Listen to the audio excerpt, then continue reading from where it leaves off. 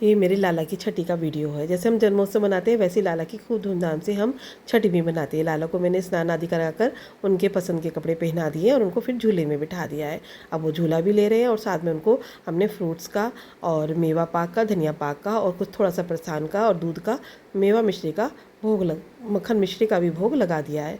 अब वो झोला झूल रहे हैं, भोग ले रहे हैं। मैं उनके लिए अब छठी की कढ़ी चावल की तैयारी कर रही हूँ, क्योंकि उनकी छठी पर कढ़ी चावल का ही भोग लगाया जाता है। अब ये मैंने कढ़ी के लिए पकौड़ियों का घोल तैयार कर लिया है। थोड़े से बेसन में दही डालकर ये घोल तैयार कर लिया है।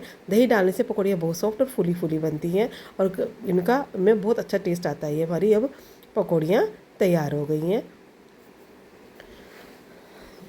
अब हम पकौड़ियाँ ही हमारी तैयार हो गई हैं। अब हम कढ़ी का घोल तैयार करेंगे।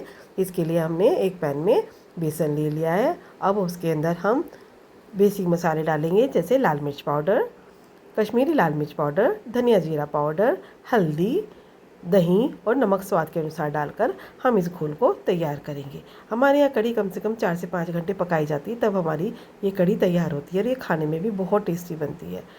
अब ये हमारा घोल तैयार हो गया है। अब इसमें कोई लम्स ना पड़े, इसको अच्छे से घोल को तैयार करना है विदाउट लम्स। अब ये अच्छे से हम घोल को तैयार कर लेंगे, एकदम लम्स फ्री।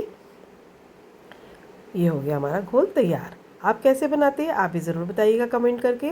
अब हमने एक पैन में ऑयल और घी को मिक्स कर ले लिया है। अब इसके बीच में हम हींग डालेंगे, मेथी दाना डालेंगे और लाल मिर्च साबुत डालकर छोंक को रेडी करेंगे। अब इसमें मैं तो उसमें थोड़ा सा पहले पानी डालती हूँ, ताकि इसमें जब मैं बेसन का घोल डालूँ तो ये चिपके ना। पहले मैंने पानी डाल दिया है और अब इसके अंदर बेसन का घोल डालकर हम इसको अच्छे से पकाएंगे।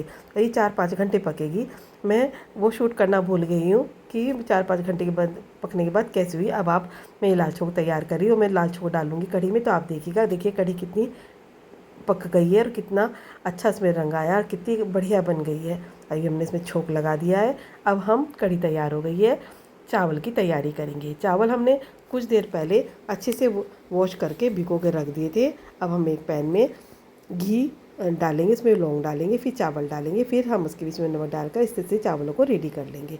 अभी मैं भाभा के भोग की थाली तैयार कर रही हूँ। पहले कढ़ी सर्व कर रही हूँ।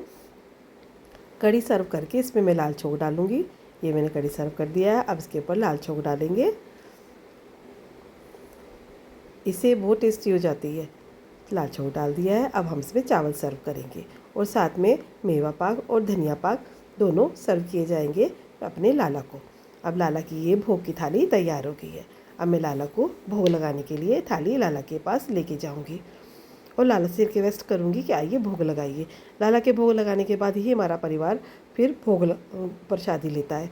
अब ये हो गया है भोग तैयार। अब मैंने लाला को सर्व किया है और लाला से रिक्वेस्ट किया, आइए पहले उनको मीठे का भोग लगाया जाएगा।